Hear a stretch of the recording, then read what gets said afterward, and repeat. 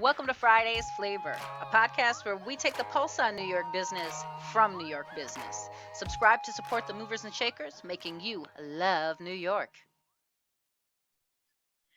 Happy Friday, everybody. You're here with your girl JoJo from Schenectady, and today we are with Jean-Remy Monnay. I love his name. I'm going to say the whole thing. I don't care, but we Thank always you. call him Remy.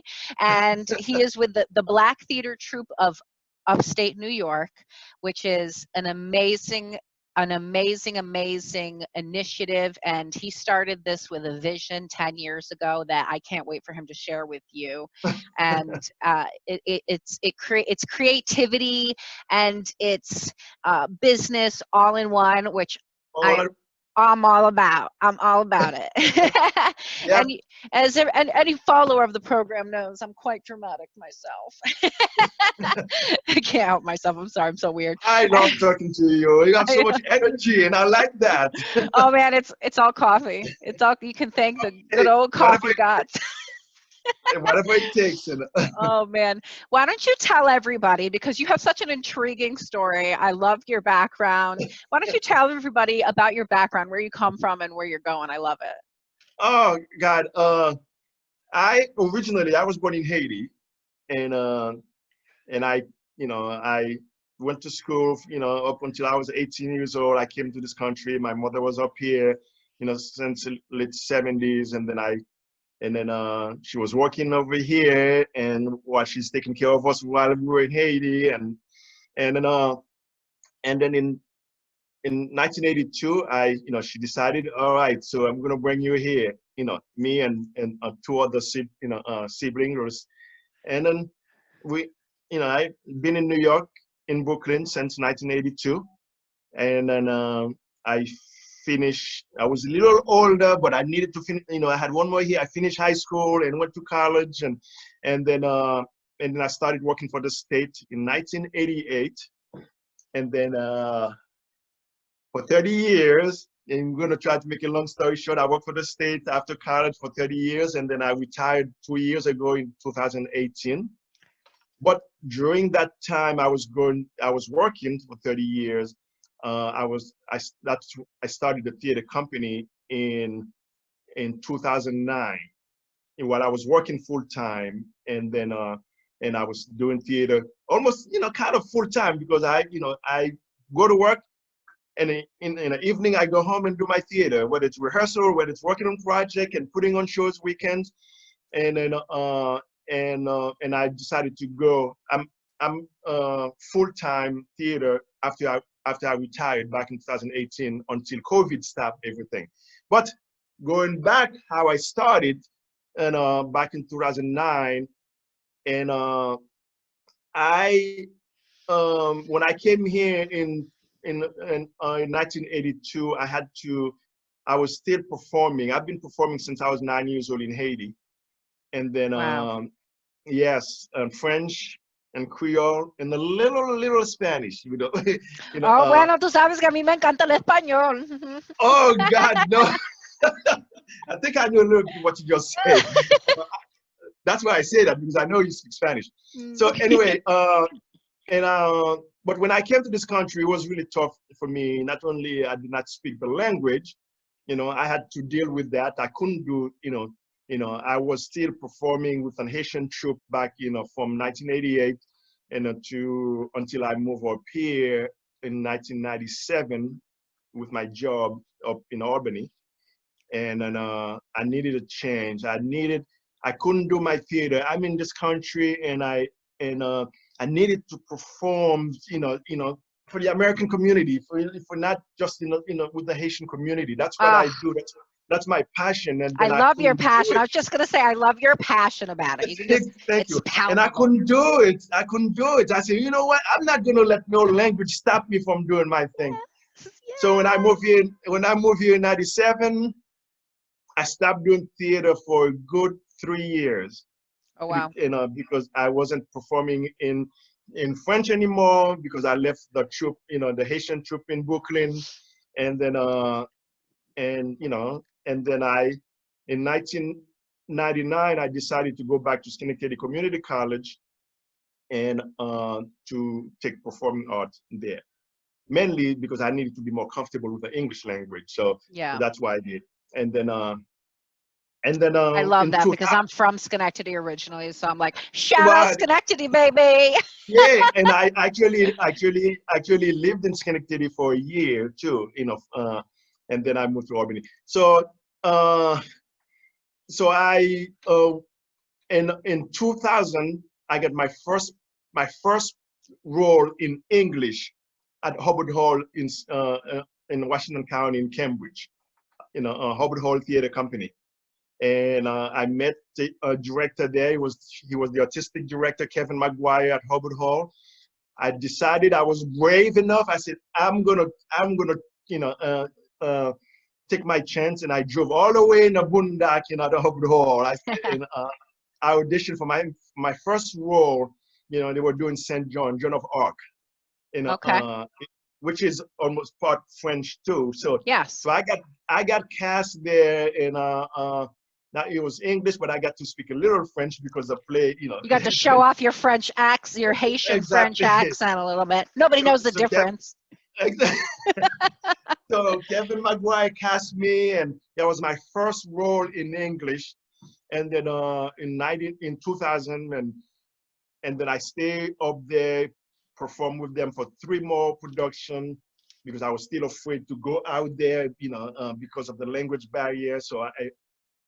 So around 2003, I decided, you know what? Again, I'm not going to let this stupid language stop me. Yep. And I decided to, I auditioned for every part, whether it's one line, whether to play the tree, and it was also tough because there was nothing for Black people or people of color, at all during that time. So I Yep. was like one of probably 3 Black actors around that I can think of back then. Wow. But I didn't let that stop me. But I was only looking for parts for person of color, because they weren't casting any Black actors to play in any regular roles. And Not then they weren't. It's a little bit more common now to see them right, put right, an African American or person of color in a right, role that was exactly. traditionally white. But in Not the back then. 80s and the 90s and the early Right, 2000s, even that exactly. wasn't. You still Not stuck to the right. role type. So yeah, so I stayed there. I auditioned for almost all the local theater company. I traveled to New Paltz, and I had a mission. I was going to audition and get parts in plays, getting home at 3 in the morning in the snow, and I had to go to work the next day. But I was building something. I said, I know it's hard, but but I had a plan. Trying to build something. And in 2009, I decided, I said, you know what, this is crazy. And this is crazy. A friend of mine decided, you know what, Remy, let's start our own, a theater company. So, and, and, uh, and That's a we good talked, friend. yes, we talked, no, we always talking about it, and we decided to do it together. We talked, and then in 2009, and then it lasted about a year in 2010, and it was dissolved. Even though we decided to start it, but we both had different vision, different Yeah. vision. And I knew what my plan was, to build this company to bring it more diversity, more people of color on the local stage. So we had different vision. I can only talk about my vision for now. And then it was dissolved in 2010, and then I decided in 2011 that was a too important project to let it go. Right. To let it go. So I decided to, I called it, to start it back in 2011, and then we've been doing shows. I've been working with actors, young, of all ages and old, and then because I needed to see more people like me on the stage. Yes. I Then love that. we've done small production and monologues, and performing in the cafes and libraries, and we didn't have Zoom back then, so Oh my gosh. in cafes and libraries, and we were just doing small thing, and I started building up, working with new actors, and then in 2000 in 2013, we had our first big production, an all-black cast, with Woo! 7 black actors, and because we're starting to have more, and from 2013 until now, that I feel really proud of what we're seeing now. We still have a long way to go, but I can actually do, you know, plays now. If I want to cast 12 actors, 15 actors, black actors, I can find them. Okay. On top of there are some small group, that's doing the same thing. It's just getting better and better. And as you saw, we did 846. Some of those groups, was working with me on that in 846. Talk about that a little bit for anybody who missed that on the, on my program here, who didn't get to see that. I'm hoping that I can bring it back. But 846 is, after all those years, hundreds of years, we're seeing, people are dying and racisms and, and injustice and how our brothers and sons are dying, and every day you wake up, you don't know, okay, what's next, or am I next, or and it was very frustrating to, and nothing's being done about it. And right, that's the worst part. It's like blatant. Everybody knows it. Everybody sees it. It's right out there in the open. There's no hiding it, but there's also nothing being done. Nothing. Nothing proactive happening. Nothing happening, and then it's just killing me, just like any other black person. And but when George Floyd, when we wake up looking on the news, on the internet, on social media, watching this evil man, this man's needs on this, killing this guy, and it just was, to me, I just, even though it was hard to see, but I couldn't stop watching it. I didn't watch. I couldn't stop watching, because for me, if I don't watch it, I'm not gonna have, I needed to feel it. Even though it wasn't happening to me, I needed to feel it. I needed to feel it, that it was happening to me, because it can happen to me. Okay, yeah. It can. It's so sad that you have to live in a completely different world where I can walk down the street and feel a certain type of security when I see authority figures, versus you walking down the street and your interactions with those same authority figures being much different. Totally different. I have to prepare a speech every time I go out in case I get pulled over. I have to make sure I dress certain ways, because I know the way I dress, it's, they'll treat me differently, even though they may treat the white man better than me, even if he's wearing shorts and I'm wearing a suit and tie. Yeah. But that's where it is. Like the fact that you even have to put any extra effort into just living. That's a problem. Yeah. Yes, definitely. And I've been dealing with this, and then and after a couple of weeks, and with all the protests and with this movement and the Black Lives Matter, this revolution, and I'm here home, getting stuck in this home, and I can't do anything. And one way for me to protest, to fight injustice, is through my theater. Yes. And that's how I speak up. That's how I raise my voice. So I decided, with a few theater companies, I talked to the CAP rep, and I was talking to her, and we decided, I said, you know what, I need your help. I need to speak up. I need, and I need to do it through theater. And so I had CAP rep and Troy Foundry. They helped me put this together, and then I called a few other theater companies, that have been doing this kind of work, and to join in. So I had a total of 7 theater companies. Wow. And we decided to call it 846, and the amount of time it took George without killing him, 846. And then I asked each theater companies to submit a piece, a recorded piece, whether in person or Zoom, and each piece has to be 8 minutes and 46 seconds. And they will record it, and then they will send it to me, and then I will send it to our editing, the tech group, and then they put all those pieces together with other, special effects or videos and pictures, and then that's when, and he was aired last Tuesday at, last Tuesday, whenever that was, the 30th, June 30th. And it was a great turnout. A lot of people watch it. I think over 800 people watched it that night, but there was close to 5,000 people who, totally from Tuesday up to 4 days after. There was a total of almost 5,000 people who either view it, even if it's just 5 minutes, or watch the whole thing. Well, that was just amazing. It was The powerful. message, it was powerful. The message was sent out there. I'm still getting, a lot of positive feedback, and And that's the thing, it's very positive. What I loved about right, yeah, what you did is you spun a very negative situation and you did right, something positive with it, and you created a right. positive outlet for everybody's anger and Thank you. Right, frustration. You created that positive place for everybody to come and talk about that. And so that's right. why you're Yep. getting positive feedback. Thank It's you. really And that's incredible. what I've been doing too since 2009, since 2011. I tried to do, positive thing. I'm about educating people. Okay. Yes.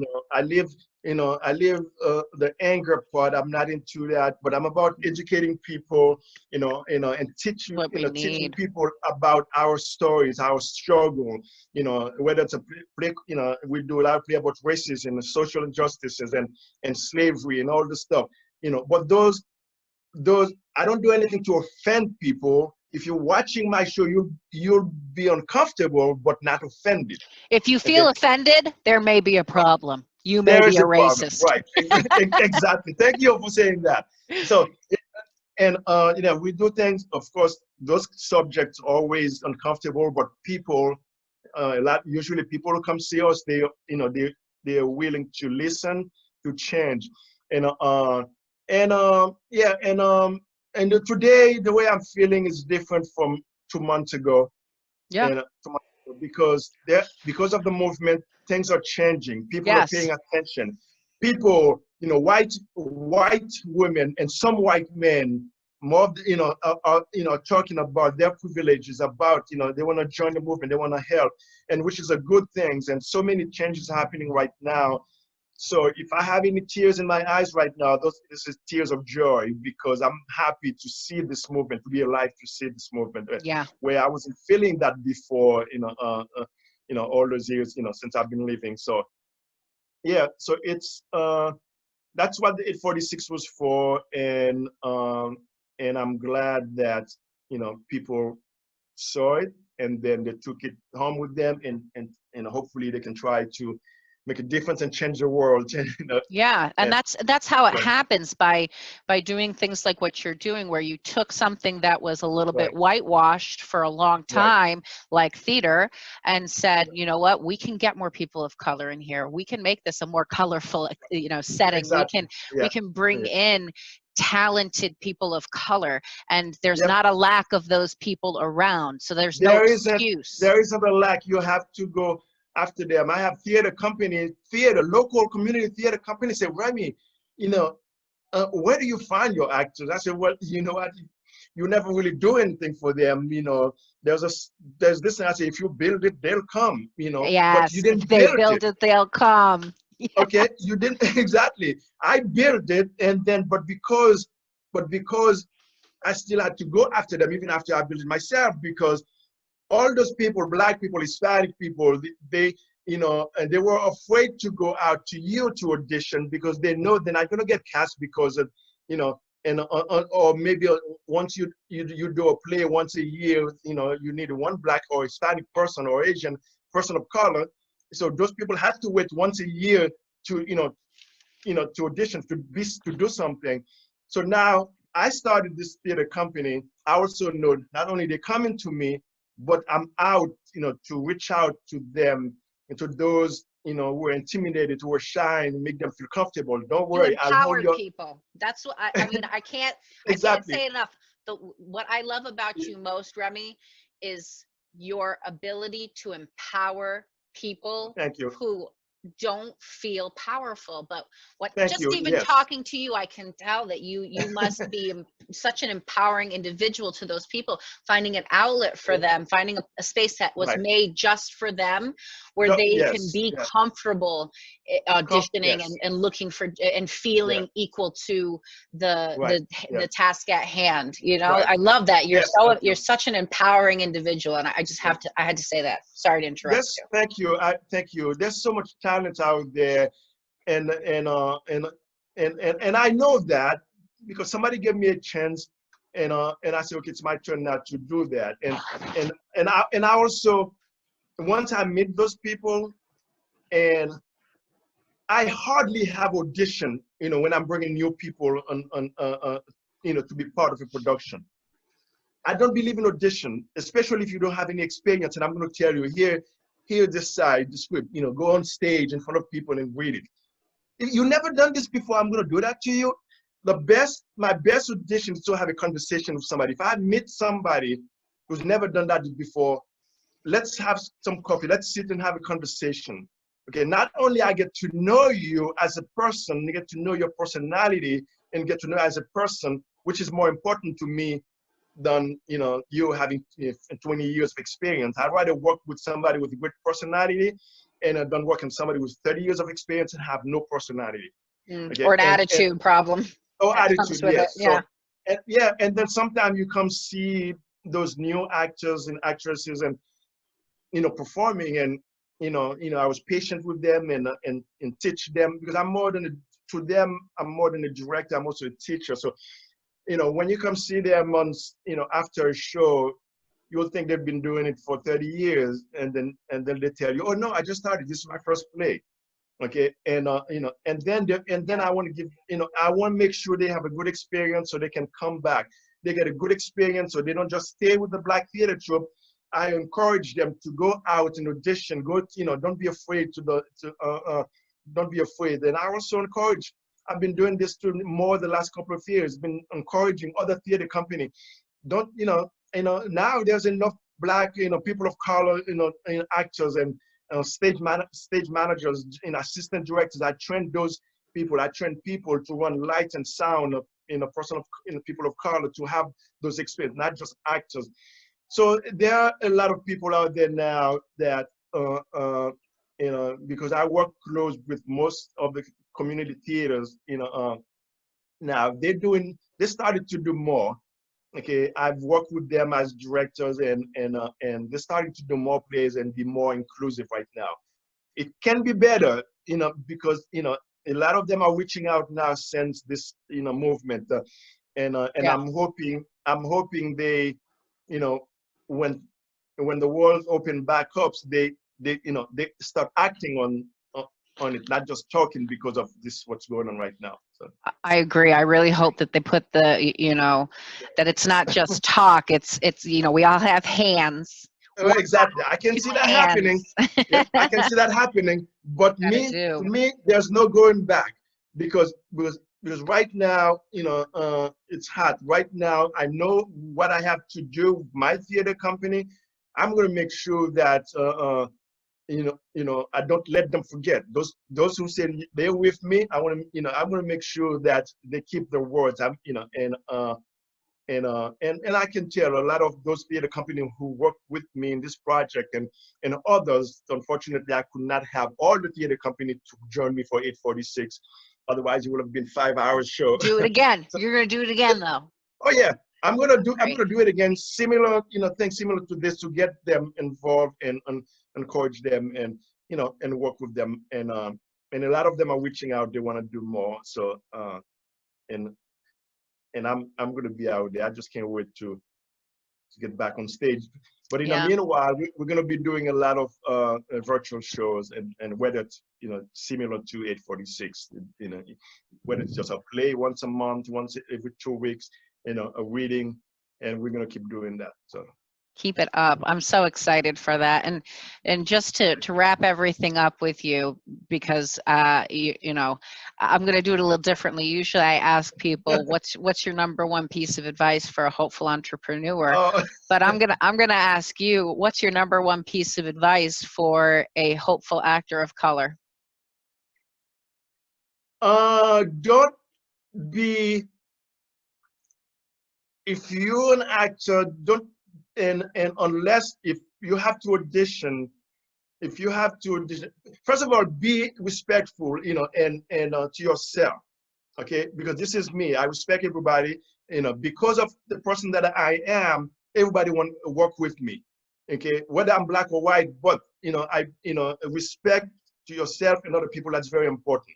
Okay, that's one. Second, don't wait until there is a part for they call it for a person of color, in a play.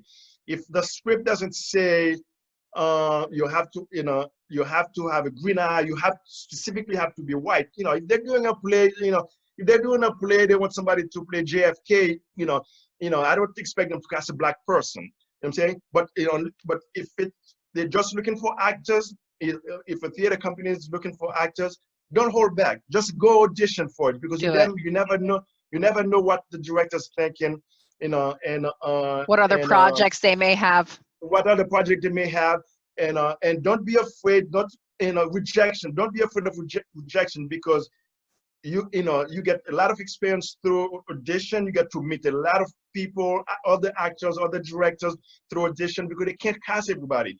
And a director may not cast you for a particular role, even though you were the best that night to audition.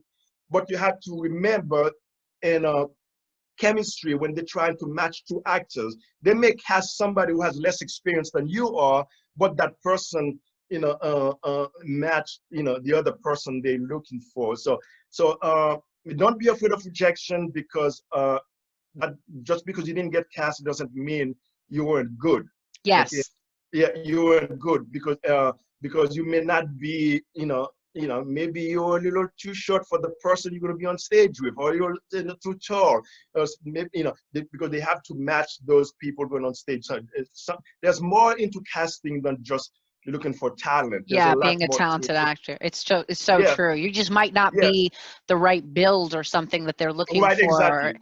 I've had that happen, where I got through the final round of auditions at a musical, and like my voice was best, my acting was probably best, but I'm tall. I was much taller than the male actor that they cast, and it just didn't work for that part, and so I didn't get cast. And that was I think it took me like maybe a year or two to realize I didn't need to take it personally. I didn't need to. But I mean, at first you feel that kind of like sting of like, oh, I didn't get it. But I tell actors not to feel, I make them comfortable when they come to audition. I tell them, if you go now, don't take it personally, because it's not about your talent. Because like the last show that I did within Martin Luther King, Mountaintop, with 3 actors, the person playing Martin Luther King, and it was 2 actors. But the last 2 women that I auditioned, it was so hard, so tough. Not only they both are very, very talented, they both were perfect for the part, and they both were also friends. Okay, and I had to make a decision. I spent the whole night, I couldn't sleep, because I had to make that That's call. a tough call, okay? Right. So finally, the best way to cast it was to have a call back, each of the women to read with the person playing Martin Luther King, because I had already cast Martin Luther King. So now I had to bring both actresses to also, because right now they both were perfect, but now I was looking for chemistry between the 2 of them. So when I called them, and then I cast it, I auditioned each one with Martin Luther King. So that's how it was based, how I cast that person, because of the chemistry, the 2 of them. Because after I looked each one of them, I said, okay, this to look more real, more comfortable with each other, because you have to be, because it was a very intimate role. So I wanted to make sure that chemistry, that it had to be believable. Right. Yeah. So yes, but it was hard, because it was two very, very talented women auditioned for me, and I worked with them many times. But for so that's what I tried. If you're an actor, don't hold back. Go out there and audition. Don't be afraid of rejection. Don't be afraid if you didn't get cast. Don't be afraid of criticism. Don't be afraid, because that's how you learn. Okay, that's how you learn. And I always, I mean, right now, if I would go audition for any theater company, and I may or may not get cast, but I'm so comfortable. As soon as I show up at the audition, I know everybody. I know every actors, every directors, and I tell, and it's good because those people already know you. You may not get cast for this, but they already know who you are. They may call you for something else. Okay, Yeah. just give the best, you can, and then the director, because you audition for this part, if whoever got cast in 2 weeks later didn't work out, they're gonna call you. Yep. Okay, they're gonna call you and don't say, "Well, you didn't cast me. Why you called me now?" No, no, don't do that at No. all. Yeah. Because yeah, if they call, so because that happened a lot. I cast a lot of people that I didn't even audition for me because something didn't work out with another actor. So it's important to work hard and give the best you can, and don't hold back. Just go audition and don't take it personally if you don't get cast. That's So really great advice from yeah, Jean-Remy Monnay of the Black Theater Troupe of Upstate New upstate York. New York. And it was such a pleasure having you on the show. Thank you so much for joining me and talking to us about your experience and about the Black Theater Troupe. I can't wait to talk to you again in the future. I know we're going to be friends forever. Thank you. No, I was looking forward to this, and you. I knew this was gonna happen. It was gonna be like this, making everything comfortable, to talk, to speak. So thank you for doing this. So, God bless, guys. Happy Friday, thank everybody. you. Happy Friday.